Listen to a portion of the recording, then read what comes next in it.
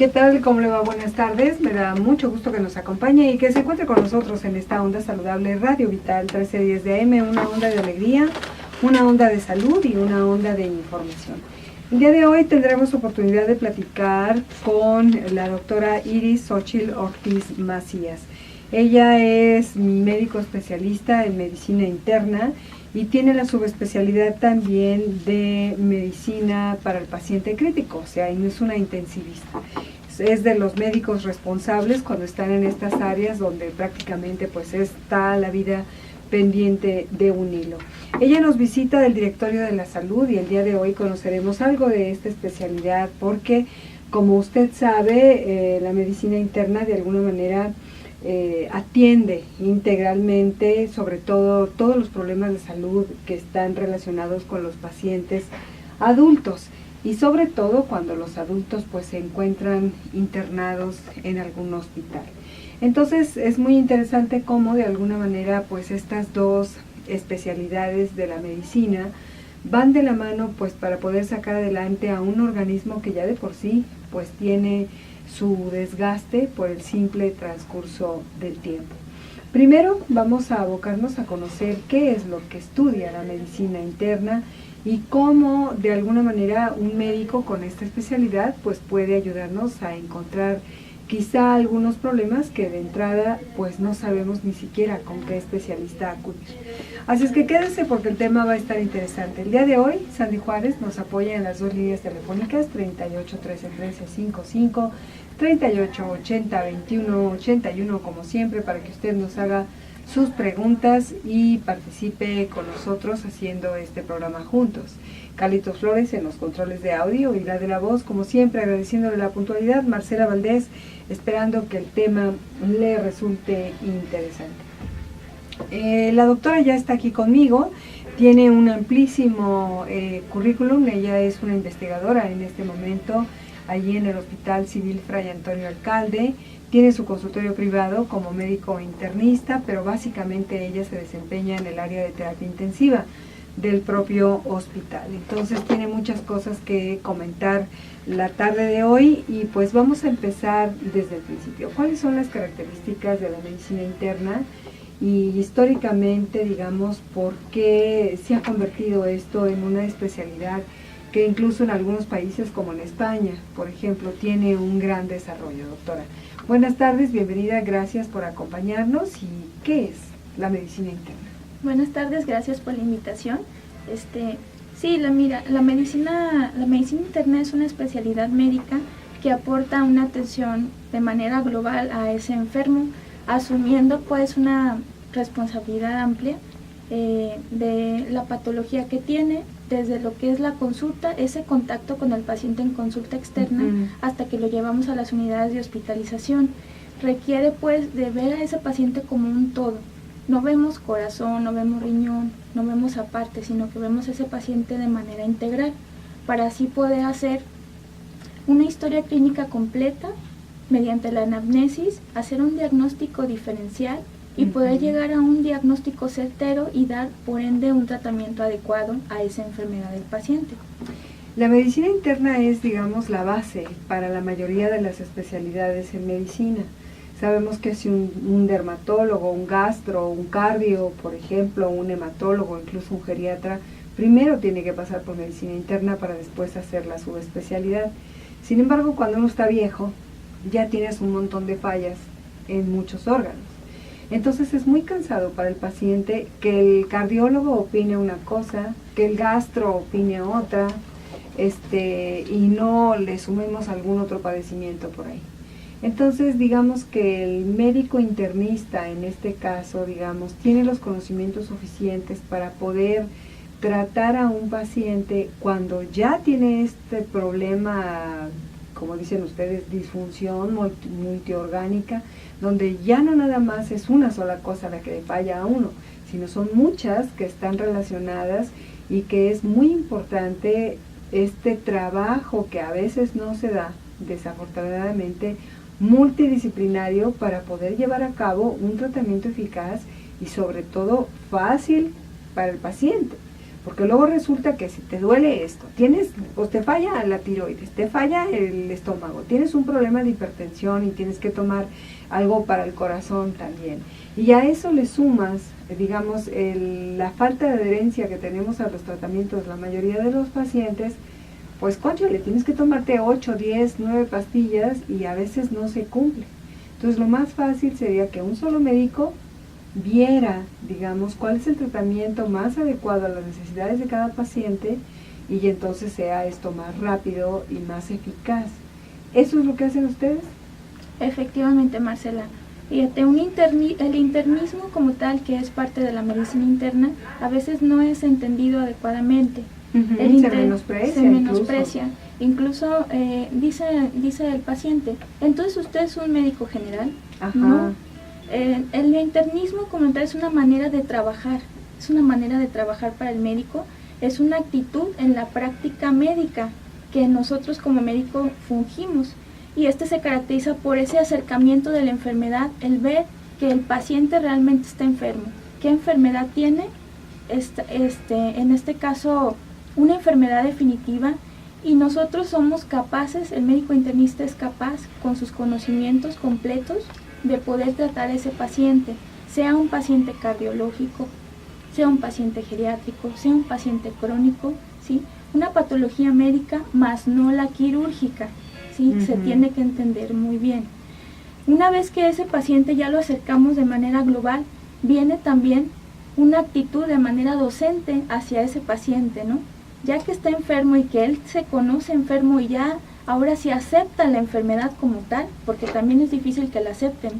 Nosotros como docentes hacia ese paciente tenemos que hacer que se autocuide. Tanto la familia como el paciente tienen que estar involucrados en ese autocuidado de la enfermedad que se le diagnosticó. Nosotros tomamos mucho en cuenta las opiniones de otros especialistas, cardiólogos, dermatólogos, reumatólogos, que surgen de nuestra especialidad como troncal. Esas opiniones en ocasiones nos favorecen a nosotros para poder dirigir los manejos de ese paciente, ¿sí? Cosa que el paciente como tal o el paciente que nos visita no lo sabe, y eso es lo que engorra o hace sombrío el hecho de que el paciente acuda solamente al médico internista. Por eso no nos conocen, porque conocen al cardiólogo, al nefrólogo, a todas las demás especialidades, pero en realidad nosotros somos los que en cierta manera podemos dirigir ese tratamiento de manera adecuada mediante ese grupo de subespecialistas.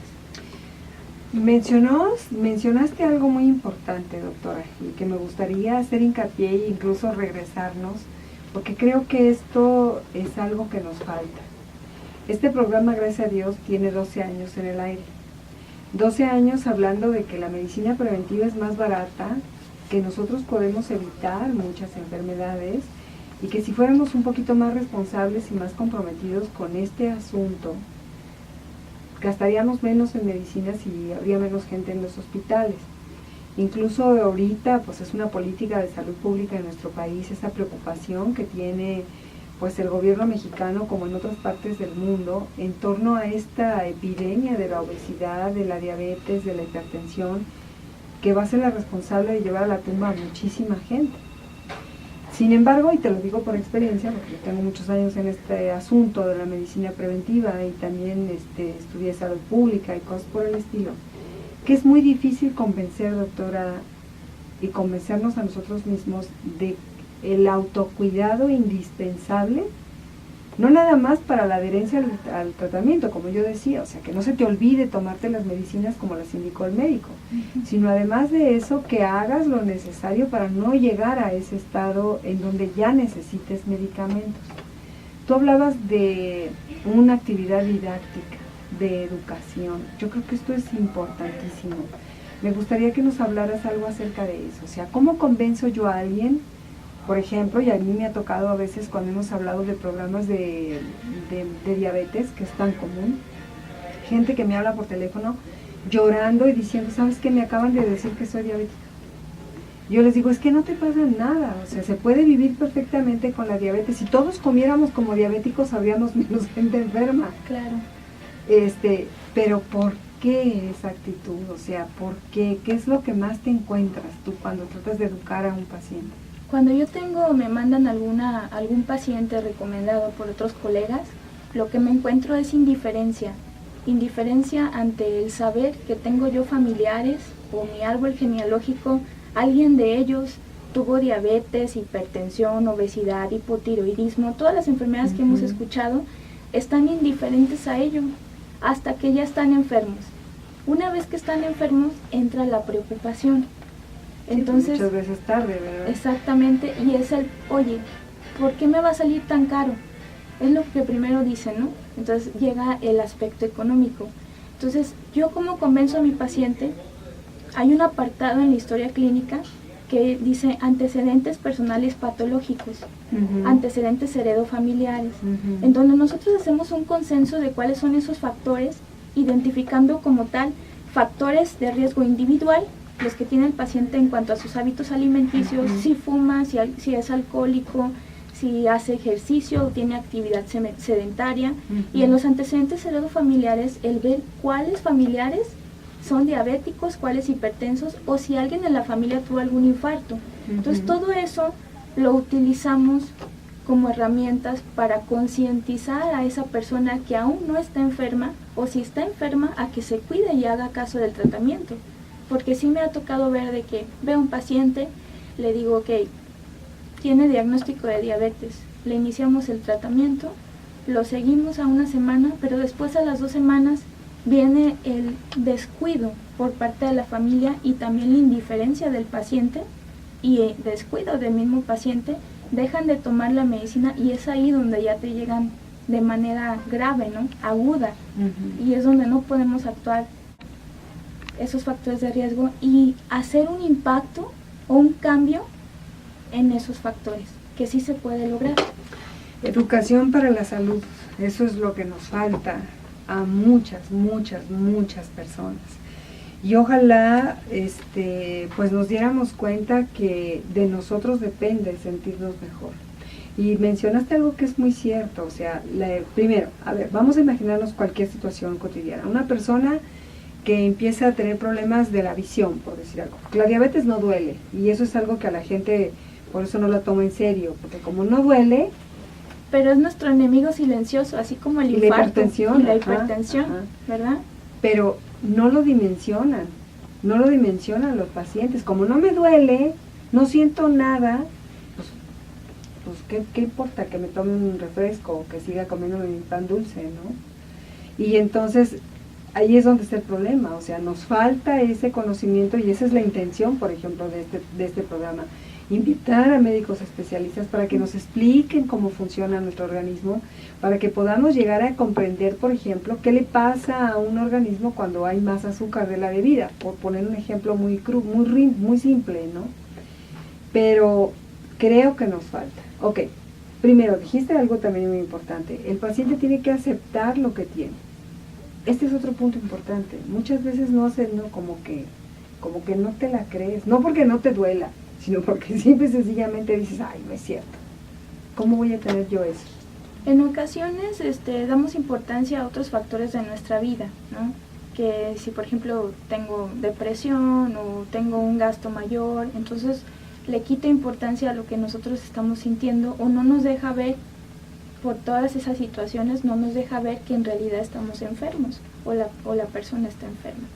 Entonces en ese momento es cuando se deja de acercar a la atención el enfermo. Creo yo que las personas enfermas o las personas que tienen alguna sintomatología, hasta la aparición de lunares nuevos, tenemos que hacer caso de lo que nosotros sentimos, tenemos que aprender a observar nuestro cuerpo, así como cuando uno está comiendo y dice tu cuerpo, ya no tengo hambre, y uno sigue comiendo por ansiedad, ¿no? Entonces hay que aprender pues a conocernos y a entender nuestro cuerpo. Esa es la primera situación. La segunda es que hay que tener una buena empatía con el médico. Es difícil.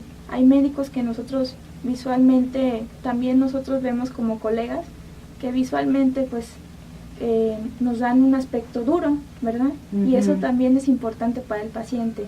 El tener él espera una cordialidad, alguien que lo entienda, ¿sí? Y alguien que lo escuche. Porque a veces el médico es tan apresuroso que solamente llega, se sienta al consultorio, espera al paciente y él está apresurando la consulta, y ese apresuramiento de la consulta lo observa el paciente y el paciente no dice lo que realmente siente. Es ahí donde nos hemos encontrado con diagnósticos inciertos o diagnósticos que no se llegan al final. Dicen, puedes tener una enfermedad autoinmune. Ok, ¿qué enfermedad tienes? Le preguntan al paciente. Tengo una enfermedad autoinmune. Sí, pero ¿cuál? ¿Pero cuál? No sé. ¿Y por qué no sabes? Pues porque dejé de ir al médico porque como que yo sentí que no iba a llegar a mi diagnóstico. Entonces ahí abandonan y ya se van, ¿no? No siguen a ese médico, y el médico tiene que tener empatía, tiene que seguir a su paciente para saber, oye, en qué vamos bien, en qué vamos mal, qué te falta, ¿no? ¿Qué has sentido? Tiene que haber más atención de los dos lados. Ahora, la familia, también mencionaste la familia. La familia también juega un papel importantísimo para el éxito del tratamiento y para, pues, que se den las cosas como se deberían. Y no nada más cuando ya lo tienes grave en un hospital, o tuvo una baja o un alta del azúcar y cayó en coma y entonces lo tienes en terapia intensiva para nivelarlo, ¿verdad? O ya tuvieron un accidente vascular o cosas por el estilo. Entonces, ya cuando tienen a un enfermo, toda la familia está preocupada y todos están en la casa y todos están en el hospital y dejan de hacer todos los pendientes para estar ahí. Y en cuanto lo dan de alta o pasa la crisis, todo el mundo vuelve a su vida normal y a todo el mundo se le olvidó que estaba enfermo. ¿Qué hacen ustedes para involucrar a la familia? Pues primeramente, cuando un paciente, el enfermo como tal ya diagnosticado, está en un hospital, en ese momento es la oportunidad que tiene el médico de concientizar a la familia. Es cuando le decimos, la persona que está internada, su familiar, tiene un infarto. Tuvo un infarto, está en un estado grave, ¿sí? Y ese mismo infarto le pudo haber pasado a ti o a ti. Eso ya crea conciencia de que es algo grave, ya lo entiende la persona como que es algo grave. Después de eso, es el ver la pregunta, ¿por qué le pasó? Es necesario evidenciar las causas del por qué le pasó a esa persona, a ese paciente. ¿Me puede pasar a mí? Puede ser que no, porque a lo mejor los hábitos son totalmente diferentes, los hábitos de vida. Pero existe la posibilidad de que en algún momento de la vida de esa persona, que aún no lo ha presentado, pueda ocurrir, porque detiene uno u otro factor, o sea, empiezan a fallar los factores de vida que él estaba siguiendo. ¿Qué quiero decir con esto? Que si era activo físicamente y de pronto se vuelve sedentario, pues ahí ya estamos fallando, en un puntito que a lo mejor era bueno para él. Entonces, concientizar a la familia del porqué, de que realmente está grave y por qué le pasaron las cosas. Y después vamos al siguiente punto de qué pasa cuando sale del hospital, qué requiere, qué cuidado requiere, y que realmente ese mismo cuidado pudiera requerir la persona sana que aún no tiene el problema. Y hacerlos partícipes, pues, de esa rehabilitación. Entonces, tenemos muchas tareas, ¿no? Es promocionar, prevenir, aumentar lo que es la recuperación y también mencionar a la familia cuál es el tipo de rehabilitación que va a tener ese paciente una vez que sale a recuperación en casa de la enfermedad que hubiera tenido. Sí, factores de riesgo tan comunes como pueden llegar a ser, por ejemplo, hábitos tan desfavorables como el tabaquismo, por ejemplo. ¿Cuánta publicidad hay en torno al daño que te puede hacer fumar un cigarro? Hasta las mismas cajetillas con esas imágenes tan horribles que traen ahí, pues de pulmones dañados o de niños con malformaciones congénitas. Incluso comparan al raticida con el cigarro. Y sin embargo yo veo que la gente sigue fumando y sigue gastando en cigarros. O sea, no sé, los humanos se supone que somos los más inteligentes y al mismo tiempo somos los más irresponsables. Carlitos, por favor, vámonos al corte comercial. Sí, corazón, mira, mi computadora se apagó y la necesito para tener comunicación con el auditorio. Voy a ir por el cargador ahí a la oficina y ahorita regresamos después de un minuto de publicidad. La tarde de hoy estamos platicando con la doctora Iris Xochitl Ortiz Macías. Ella es médico internista y tiene la especialidad de medicina crítica, o sea, son los médicos responsables del área de terapia intensiva. Regresando le voy a dar el teléfono donde puede localizarla, pero de antemano le sugiero que si usted es un paciente que de entrada ya tiene a varios especialistas que lo están atendiendo, cardio, gastro, derma, o sea, se juntan más de 2 médicos, un médico internista le puede ayudar a llevar a cabo ese tratamiento y a darle un seguimiento más sencillo, más fácil y sobre todo más comprensible también para el auditorio, sin abandonar, por supuesto, lo que cada especialidad está sugiriendo que se haga. Bueno, vámonos a la publicidad, voy por el cargador y regresamos para ver qué nos comenta el auditorio. 38 13 13 55, 38 80 21 81. Volvemos en un momento. Regresamos y la tarde de hoy hablando de medicina interna con la doctora Iris Ortiz Macías.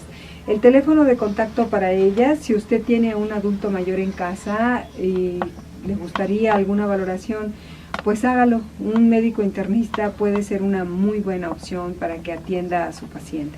El teléfono de ella, previa cita, porque ella está en el área de terapia intensiva del Hospital Civil Antiguo, es el 36 47 42 43. 36 47 42 43, previa cita, ella puede revisarlos. La señora Dávalos dice, si mi mamá no me engendró cuando empezó con la diabetes, ¿yo puedo tenerla, doctora? Dice, yo nací y de más grande mi madre le dio la diabetes. ¿Qué cuidados debo de tener? En primer lugar, señora Dávalos, te mando una felicitación del tamaño del mundo por preocuparte ahorita, que todavía no eres diabética. ¿Qué le puedes decir, doctora?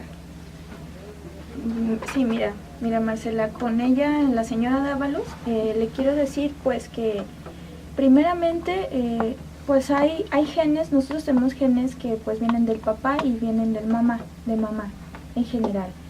Entonces si se activó el gen que va a codificar en la expresión de la diabetes en la mamá en esta ocasión, pues sí tenemos algo de riesgo, tú como ser su hija, de tener riesgo de diabetes de manera general.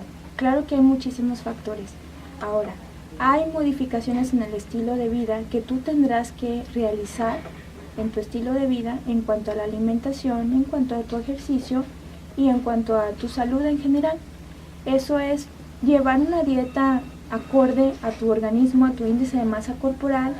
Quizá tendrás que ir con un nutriólogo y también tendremos que hacerte un chequeo general para saber si no tienes ahorita expresada la diabetes, ¿sí? No lo sé.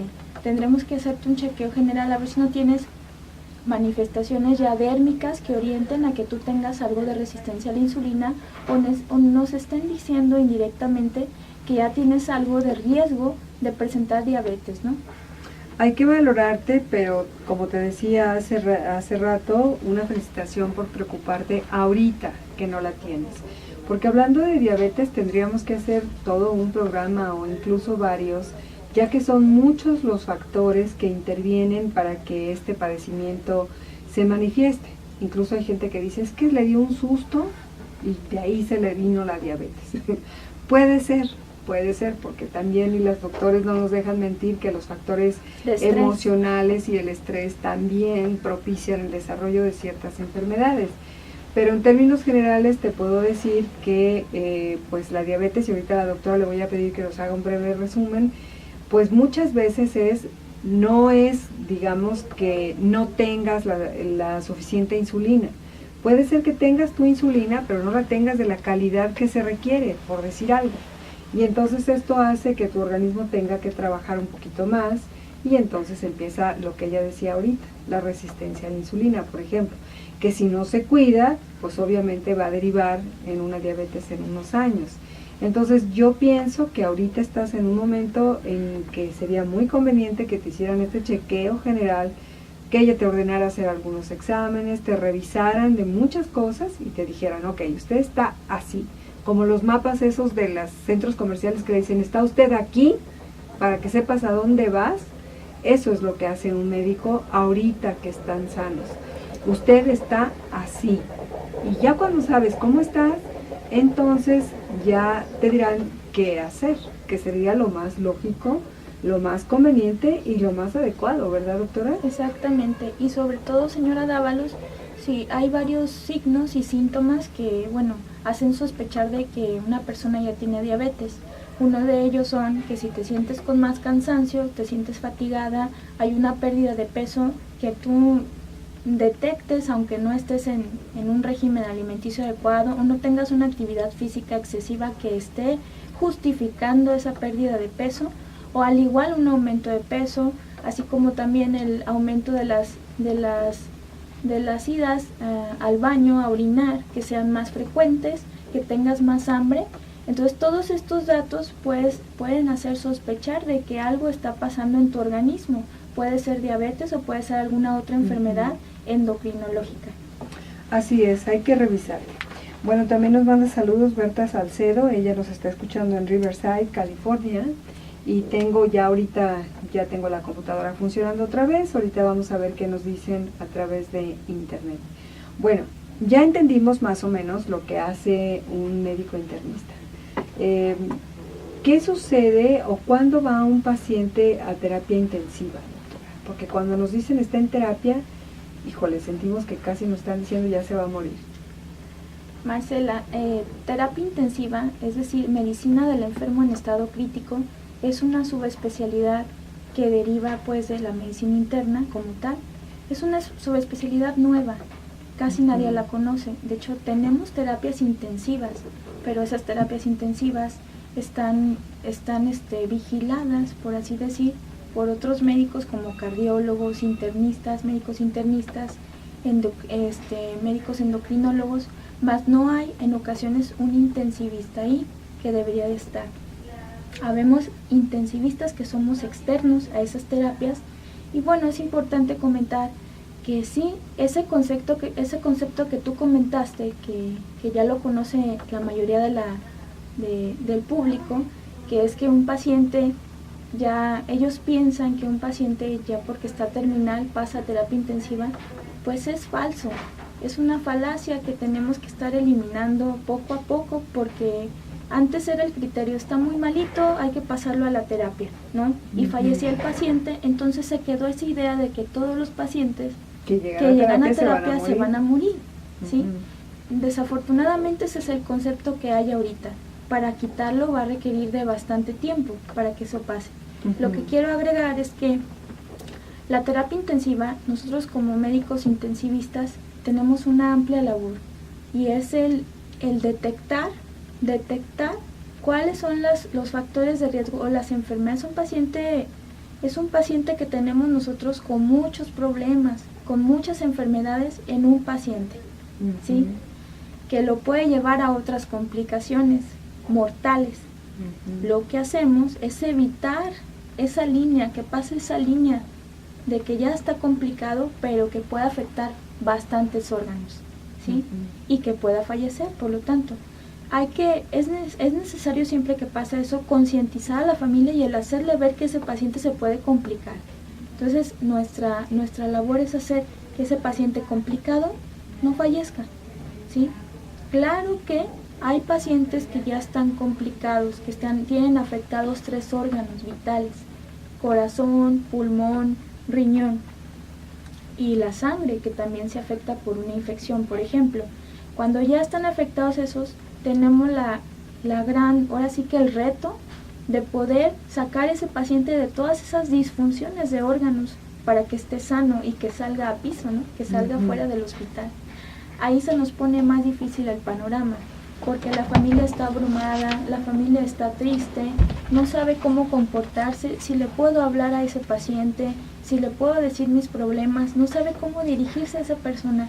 Entonces ahí es donde tenemos que tener conocimientos de dar malos informes, tenemos que tener conocimiento de algo de tanatología y de sensibilización a la familia de lo que está ocurriendo en ese paciente en terapia intensiva, que está en terapia intensiva porque está muy grave, que está críticamente enfermo y que sí, ese caso puede fallecer. O si está en terapia, va a pasar a terapia para evitar que se complique y salga rápido del hospital. ¿Sí? Son 2 panoramas diferentes. Sí, porque no todas las terapias son iguales. También hay terapia intermedia, ¿verdad? O sea, y esto ahorita no lo va a explicar la doctora Ortiz Macías, que está con nosotros el día de hoy. Bueno, se comunica Cristóbal, Cristóbal García es un amigo radioescucha que está del otro lado del Atlántico en España, y te está escuchando y nos manda saludos. Dice, a mí me costó 3 años de lucha dejar el tabaco. Un día fumaba y trabajaba, dice, y me dio una fuerte arritmia y en ese momento él tiró el cigarrillo. Dice, han pasado 38 años desde esa vez. Nunca más fumé ni en broma. Me di cuenta que con una fuerte motivación todo es posible. Pues sí. Claro. Y no debe haber sido fácil, porque estos son hábitos que a muchas personas les resulta imposible a veces dejarlo, ¿verdad? Exacto. Pues una felicitación, Cris, eres un ejemplo. Sonia Armas dice, ¿dónde podemos encontrar a la doctora que está comentando? En el teléfono, mira, te doy el teléfono 3647-4243, previa cita, porque como les digo, ella está pues buena parte del tiempo en el hospital civil, en el área de terapia intensiva, y también está en el área de investigación del mismo hospital, pero previa cita ella te puede valorar, es el 3647-4243. Dice que si estás en las redes sociales, Laura Medina, doctora. No sé si tenga tiempo la doctora de estar en las redes sociales, pero es más fácil el teléfono, pero bueno. Sí, tengo una página en Facebook que se llama así como doctora Iris Xochitl Ortiz Macías, médico internista. ¿Y qué encontramos en esa página?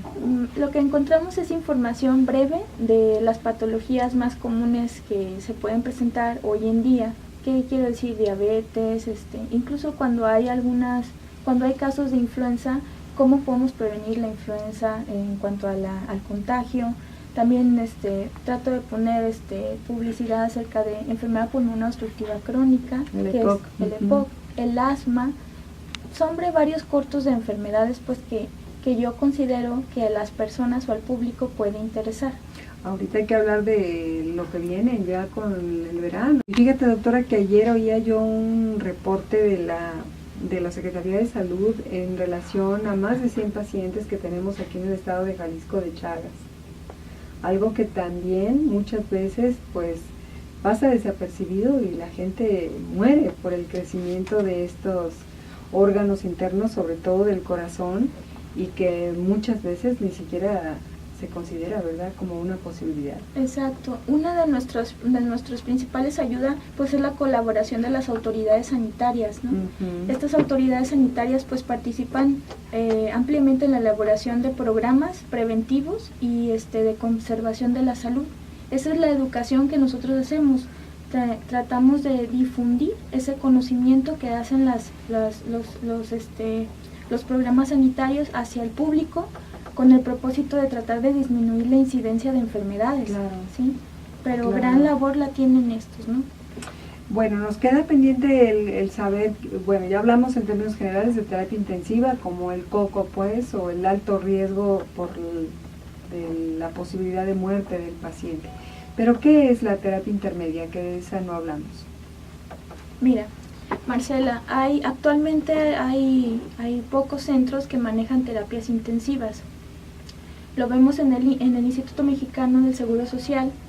Maneja una terapia intensiva grande que está subdividida como terapia intensiva del quemado, terapia intensiva de obstétrica, una terapia intensiva quirúrgica, cardiovascular. Entonces son diversos tipos de terapias que realmente son terapias específicas. Sin embargo, hay otros hospitales como mi hospital, el Hospital Civil de Guadalajara, en donde manejamos una terapia universal. Es una terapia una terapia en donde implica problemas médicos y problemas quirúrgicos, neurológicos, neuroquirúrgicos. Vemos múltiples patologías. Entonces, ahí todavía no tenemos el espacio de terapia intermedia, pero en sí las terapias intensivas nosotros podemos decir cambiar a un paciente como terapia intermedia. ¿Qué es esto? La terapia intermedia es cuando un paciente ya ha pasado el problema que lo llevó a terapia intensiva, un problema agudo, un problema por el cual pudiera morir. Un ejemplo de ellos es un paciente que tuvo una deshidratación severa que lo llevó a un problema renal. a una insuficiencia renal por esa deshidratación.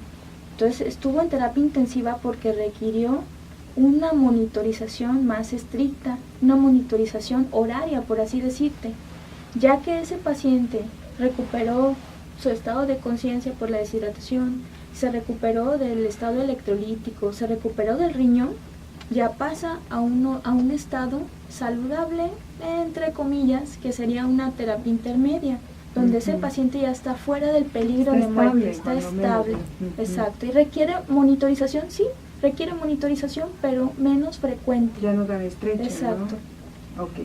Entonces, estar en terapia intensiva significa que hay un cuidado constante y permanente, tanto del personal de enfermería como del médico, para ver cualquier variación. Exacto. Porque hay complicaciones, pues. Es un paciente inestable, que quizá puede estar estable, luego inestable, es un paciente cambiante, por eso se le llama crítico. Ya cuando es un paciente más estable y de manera constante, puede pasar a una terapia intermedia. Tú también tienes otros estudios en torno a los pacientes quemados, que esta es otra situación también desafortunadamente frecuente. Muchas veces no tomamos en cuenta el riesgo que implica un incendio. ¿Qué es lo que pasa, digamos, con el organismo cuando una persona se quema y no fallece? Que dicen, bueno, pues en un accidente como este que hubo ahora en Pemex, ahí en Pajaritos, que tenía el 60 al 70% quemado este trabajador. ¿Qué le pasa al organismo? Bueno, definitivamente depende del porcentaje de la quemadura y del tipo de la quemadura. Si hablamos de una quemadura por fuego directo, tendremos que hablar, las graves, las que llegan ahí a terapia intensiva, son aquellas que tienen un porcentaje superior al 30%, algunas los bajan a 20%. Una quemadura de la vía aérea, que está manifestado principalmente por quemadura de las vibrisas, de la nariz, la presencia de esputo carbonado en esa nariz o la boca y la falla para respirar. Entonces eso es algo grave y que requieren de terapia intensiva. El organismo es muy diverso. Hay pacientes que vemos que aún en las etapas iniciales de la quemadura, ¿sí?, no manifiestan problemas sistémicos, pero hay otros que sí, y lo primero es que requieren mucho líquido, mucho volumen, son pacientes deshidratados, imagínate como un río seco. Entonces esos pacientes son muy inestables, hay caída de la presión arterial, hay cambios en la sangre, hay mucha predilección a tener infecciones, ¿sí? Y es un paciente que requiere, ahora sí con lo que el público conoce o las personas como invasión, ¿no?, por parte del médico, requiere un monitoreo más estricto. Y bueno, hay terapias donde no hay ese monitoreo adecuado también, ¿no? Se trabaja a veces con lo que se tiene, y el pronóstico pues va a depender de los insumos al hospital disponibles, claro, del tiempo que tardó en llegar ese paciente al centro de atención, y ahora sí que si hubo o no insumos adecuados durante su llegada y esa atención que recibió. Porque muchos de los daños que se generan pueden ser irreversibles también, exactamente, ¿verdad?